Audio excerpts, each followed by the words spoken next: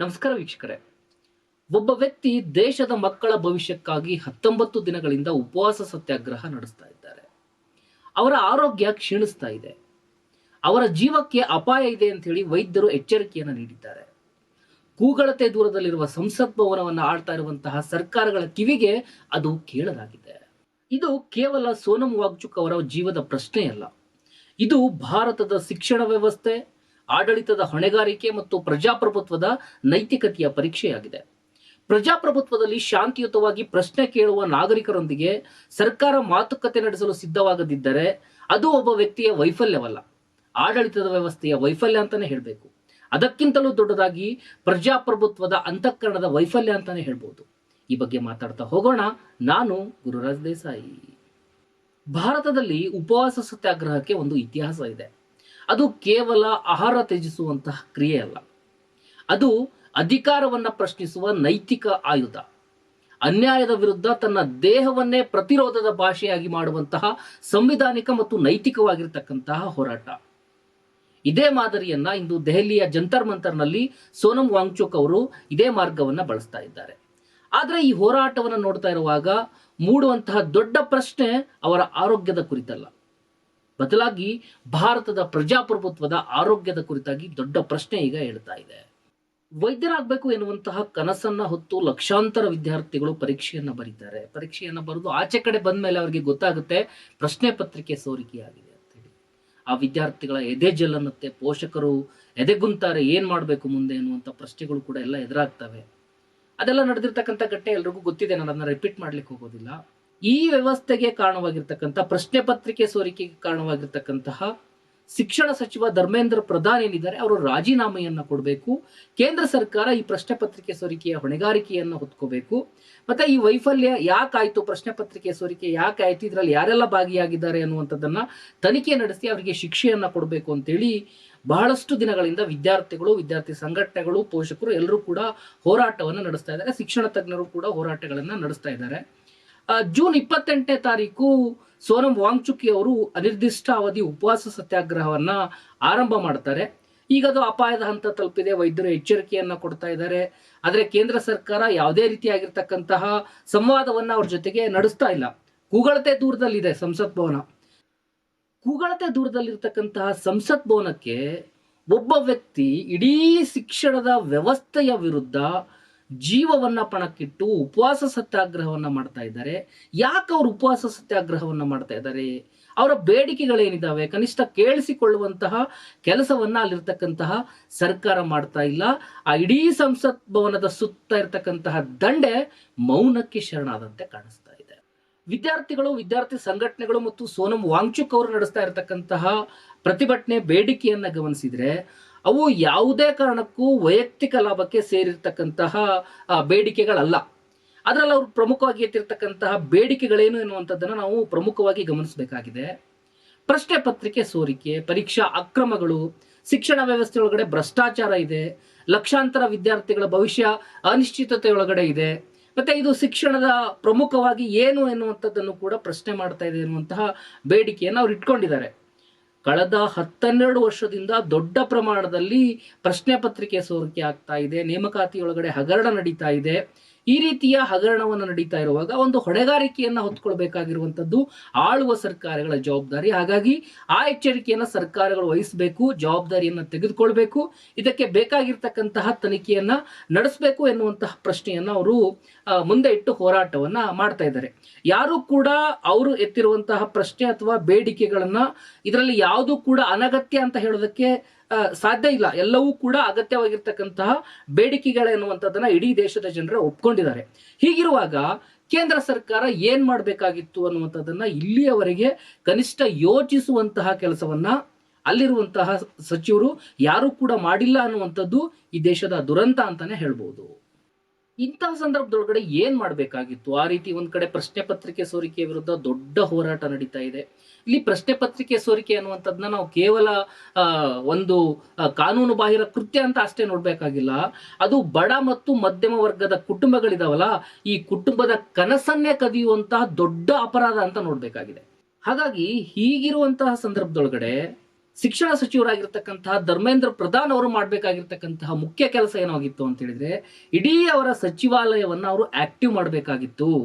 ವಿದ್ಯಾರ್ಥಿಗಳ ಬೇಡಿಕೆ ಏನಿದೆ ಅನ್ನುವಂಥದ್ದನ್ನ ತಕ್ಷಣದಲ್ಲೇ ಕೇಳಿದ್ರೆ ಅದಕ್ಕೆ ಬೇಕಾಗಿರ್ತಕ್ಕಂತಹ ಸಮಿತಿಯನ್ನ ರಚನೆ ಮಾಡ್ತೇವೆ, ಅಕ್ರಮವನ್ನ ತಡೆ ಹಿಡಿತೇವೆ ಅನ್ನುವಂಥ ಕೆಲಸವನ್ನ ಏನಾದ್ರು ಮಾಡಿದ್ರೆ ಬಹುಶಃ ಇಷ್ಟು ದೊಡ್ಡ ಹೋರಾಟಕ್ಕೆ ಹೋಗ್ತಾ ಇರ್ಲಿಲ್ಲ. ಓಕೆ, ಅದನ್ನ ಅವ್ರು ನಿರ್ಲಕ್ಷ್ಯ ಮಾಡಿದ್ರು. ಅದಕ್ಕೆ ಏನೇನೋ ರಾಜಕೀಯವನ್ನ ಬೆಸೆಯುವಂತಹ ಪ್ರಯತ್ನವನ್ನು ಕೂಡ ಅವ್ರು ಮಾಡಿದ್ರು. ಕೆಸರೆರಚಾಟವೂ ಕೂಡ ನಡೀತು. ಒಂದ್ ಕಡೆ ವಿರೋಧ ಪಕ್ಷಗಳು ರಾಜೀನಾಮೆಯನ್ನ ಕೊಡಬೇಕು ಅಂತ ಹೇಳಿದ್ರು, ವಿದ್ಯಾರ್ಥಿ ಸಂಘಟನೆಗಳು ರಾಜೀನಾಮೆಯನ್ನ ಕೊಡಬೇಕು ಅಂತ ಹೇಳಿದ್ರು. ರಾಜೀನಾಮೆ ಕೊಟ್ಬಿಟ್ರೆ ನಾನು ತಪ್ಪು ಒಪ್ಕೊಂಡಂಗೆ ಆಗುತ್ತಲ್ವಾ ಅನ್ನುವಂತಹ ದಾಟಿ ಒಳಗಡೆ ಧರ್ಮೇಂದ್ರ ಪ್ರಧಾನ್ ಅವರು, ಇಲ್ಲ ನಾವು ಮರುಪರೀಕ್ಷೆಯನ್ನ ಮಾಡ್ತೇವೆ, ಹಿಂದೆ ಆಗಿರ್ತಕ್ಕಂಥ ರೀತಿ ಒಳಗಡೆ ನಾವು ಮಾಡೋದಿಲ್ಲ, ಸುಸಜ್ಜಿತ ರೀತಿ ಒಳಗಡೆ ಪರೀಕ್ಷೆಗಳನ್ನ ನಡೆಸ್ತೇವೆ ಅನ್ನುವಂಥದ್ದನ್ನ ಹೇಳಿ ಮತ್ತೆ ಪರೀಕ್ಷೆಗಳು ನಡೆಸಿದ್ರು. ಅಲ್ಲೂ ಕೂಡ ಸಾಕಷ್ಟು ದೋಷಗಳಿರುವಂತದ್ದನ್ನ ಸಾಕಷ್ಟು ಮಾಧ್ಯಮದಲ್ಲಿ, ಜನಶಕ್ತಿ ಮೀಡಿಯಾದಲ್ಲೂ ಕೂಡ ಅದ್ರ ಬಗ್ಗೆ ಸಾಕಷ್ಟು ನಾವು ಮಾತಾಡಿದ್ದೀವಿ. ಆದ್ರೆ ಇಲ್ಲಿ ಇಷ್ಟೆಲ್ಲ ಸಮಸ್ಯೆಗಳು ಉಂಟಾದ್ಮೇಲೂ ಕೂಡ ಯಾವಾಗ ಜೂನ್ 28ನೇ ತಾರೀಕು ಉಪವಾಸ ಸತ್ಯಾಗ್ರಹಕ್ಕೆ ವಾಂಗ್ಚುಕ್ ಅವ್ರು ಮುಂದೆ ಆಗ್ತಾರೆ, ಆಗ ಧರ್ಮೇಂದ್ರ ಪ್ರಧಾನ್ ಅವರು ಮಾಡಬೇಕಾಗಿದ್ದಂತಹ ಮುಖ್ಯ ಕೆಲಸ ಏನು ಅಂದ್ರೆ, ಮೊದಲನೇ ದಿನವೇ ಹೋಗಿ ಅವರ ಮನವಿಯನ್ನ ಆಲಿಸುವಂತಹ ಕೆಲಸವನ್ನ ಮಾಡಬೇಕಾಗಿತ್ತು. ವಿದ್ಯಾರ್ಥಿ ಸಂಘಟನೆಗಳು, ಶಿಕ್ಷಣ ತಜ್ಞರಿದ್ದಾರೆ, ಅವರ ಮಾತುಗಳನ್ನ ಆಲಿಸುವಂತಹ ಕೆಲಸವನ್ನ ಮಾಡಬೇಕಾಗಿತ್ತು. ಆದ್ರೆ ಇಲ್ಲಿ ಯಾವುದೇ ರೀತಿಯಾಗಿರ್ತಕ್ಕಂತಹ ಆ ಕೆಲಸವನ್ನ ಮಾಡಲಿಲ್ಲ. ಮತ್ತೆ ಅದಕ್ಕೆ ಬೇಕಾಗಿರ್ತಕ್ಕಂತಹ ಕಾರ್ಯಯೋಜನೆಗಳನ್ನು ಕೂಡ ಅವರು ಪ್ರಕಟಣೆಯನ್ನ ಮಾಡಲಿಲ್ಲ. ಯಾಕೆ ಧರ್ಮೇಂದ್ರ ಪ್ರಧಾನ್ ಅವರು ರಾಜೀನಾಮೆಯನ್ನ ಕೊಡಬೇಕು, ಮತ್ತೆ ಕೇಂದ್ರ ಸರ್ಕಾರ ಇದರ ಹೊಣೆಗಾರಿಕೆಯನ್ನ ಹೊತ್ಕೋಬೇಕು ಅಂತ ಯಾಕೆ ಹೇಳಿದ್ದು ಅಂತ ಹೇಳಿದ್ರೆ, ಈ ಪರೀಕ್ಷಾ ಅಕ್ರಮದಲ್ಲಿ ತೊಡಗಿರುವಂತವರು ಬಹಳಷ್ಟು ಜನ ಬಿಜೆಪಿಯ ಜೊತೆಗಿನ ಒಡನಾಟ ಇರುವಂತವರು ಅಥವಾ ಬಿಜೆಪಿಯ ಬೆಂಬಲಿಗರಾಗಿರುವಂತವರು, ಬಿಜೆಪಿಯ ಜೊತೆಗೆ ಸಂಪರ್ಕ ಇರುವಂತಹ ವ್ಯಕ್ತಿಯ ಮಿತ್ರರಾಗಿರುವಂತದ್ದು ಕೂಡ ಈಗಾಗಲೇ SIT ಅದಿದೆ ಅಂತ ತನಿಖೆ ನಡೀತಾ ಇದೆ. ತನಿಖೆಯಿಂದ ಒಂದಿಷ್ಟು ಬಯಲಿಗೆ ಬಂದಿರತಕ್ಕಂಥ ಅಂಶಗಳನ್ನ ನಾವು ಇಲ್ಲಿ ಗಮನಿಸಿದ್ದಾವೆ. ಇದೇ ಕಾರಣಕ್ಕಾಗಿಯೇ ವಿದ್ಯಾರ್ಥಿ ಸಂಘಟನೆಗಳು ಬೇರೆಯವರು ಕೂಡ ಇದೊಂದು ರೀತಿ ಎಲ್ಲಾ ಕಡೆಗಳಲ್ಲೂ ಲಿಂಕ್ ಇದೆ. ಹಾಗಾಗಿ ಬಿಜೆಪಿಯ ಮುಖಂಡರುಗಳೇ ಈ ಅಕ್ರಮದೊಳಗಡೆ ಭಾಗಿಯಾಗಿರೋ ಕಾರಣಕ್ಕಾಗಿ ಇದರ ಹೊಣೆಗಾರಿಕೆಯನ್ನ ಪ್ರಧಾನಿಯವರು ಮತ್ತು ಕೇಂದ್ರ ಸರ್ಕಾರ ಹೊತ್ಕೋಬೇಕು.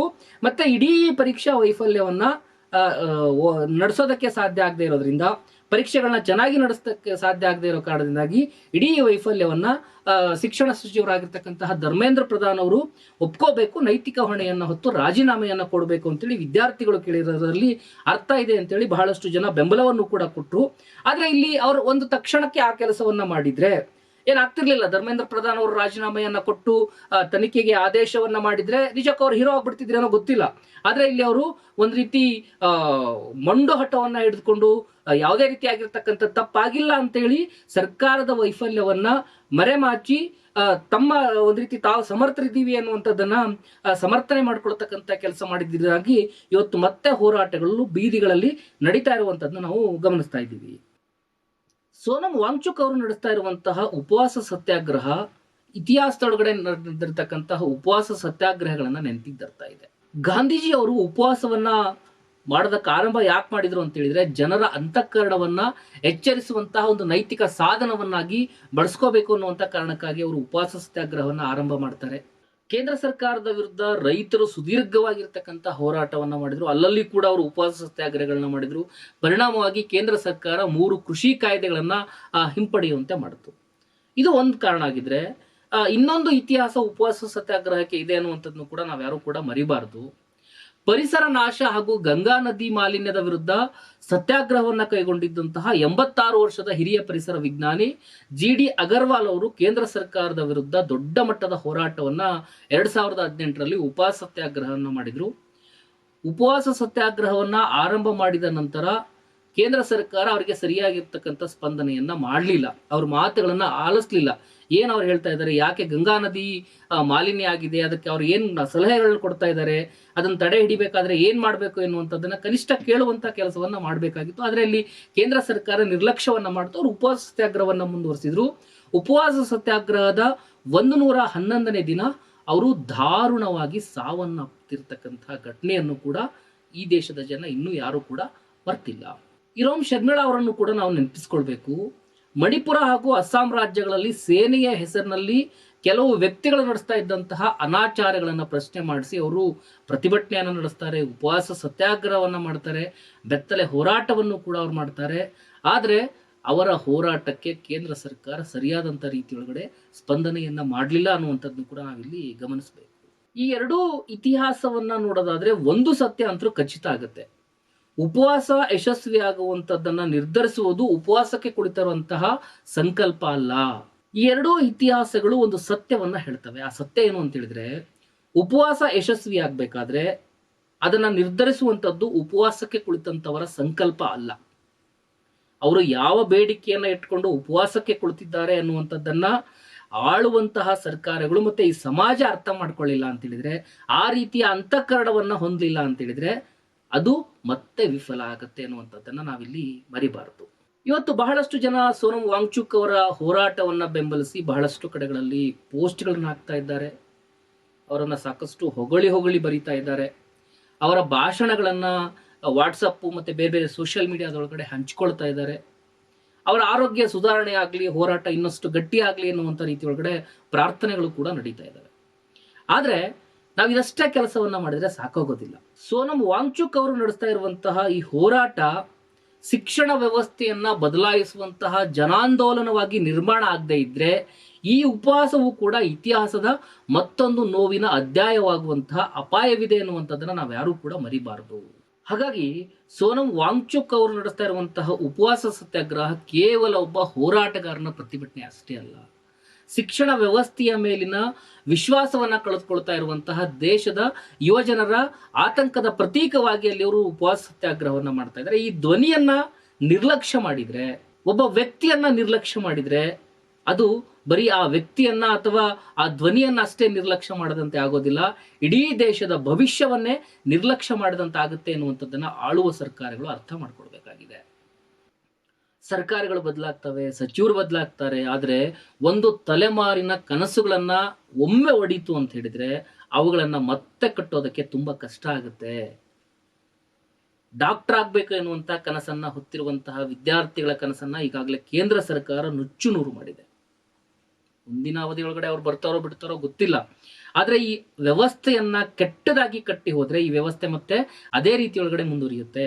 ಹಾಗಾಗಿ ಇಡೀ ಪರೀಕ್ಷೆಯಲ್ಲಿರ್ತಕ್ಕಂತಹ ಕೆಟ್ಟದಾಗಿರ್ತಕ್ಕಂತಹ ವ್ಯವಸ್ಥೆ ಏನಿದೆ ಆ ವ್ಯವಸ್ಥೆ ನಾಶ ಆಗ್ಬೇಕು, ಉತ್ತಮವಾಗಿರ್ತಕ್ಕಂತಹ ಪರೀಕ್ಷಾ ವಿಧಾನ ಬರಬೇಕು ಎನ್ನುವಂತ ಕಾರಣಕ್ಕಾಗಿಯೇ ಪ್ರತಿಭಟನೆಗಳು ನಡೀತಾ ಇರುವಂತದ್ದು. ಮತ್ತು ಸೋನಂ ವಾಂಗ್ಚುಕ್ ಅವರು ಕೂಡ 19 ದಿನಗಳಿಂದ ಉಪವಾಸ ಸತ್ಯಾಗ್ರಹವನ್ನ ಕುಳಿತಿದ್ದಾರೆ.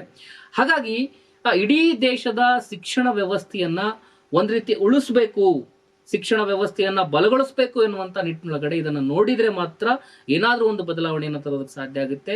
ಇಲ್ಲದೆ ಹೋದ್ರೆ ಇವರು ನಡೆಸ್ತಾ ಇರ್ತಕ್ಕಂತಹ ಪ್ರತಿಭಟನೆಯನ್ನ ಎಚ್ಚರಿಕೆ ಗಂಟೆಯನ್ನಾಗಿ ನಾವು ನೋಡ್ಲಿಲ್ಲ ಅಂತ ಹೇಳಿದ್ರೆ, ಎಚ್ಚರಿಕೆ ಗಂಟೆ ಅಂತೇಳಿ ಕೇಂದ್ರ ಸರ್ಕಾರ ಕೇಳಿಸ್ಕೊಳ್ಳಿಲ್ಲ ಅಂತ ಹೇಳಿದ್ರೆ ಖಂಡಿತ ಇದನ್ನ ಈ ದೇಶದ ಜನ, ಈ ದೇಶ ಖಂಡಿತ ಕ್ಷಮಿಸೋದಿಲ್ಲ ಅಂತ ಹೇಳ್ತಾ ಈ ಸ್ಟೋರಿಯನ್ನ ಮುಗಿಸ್ತಾ ಇದ್ದೀನಿ.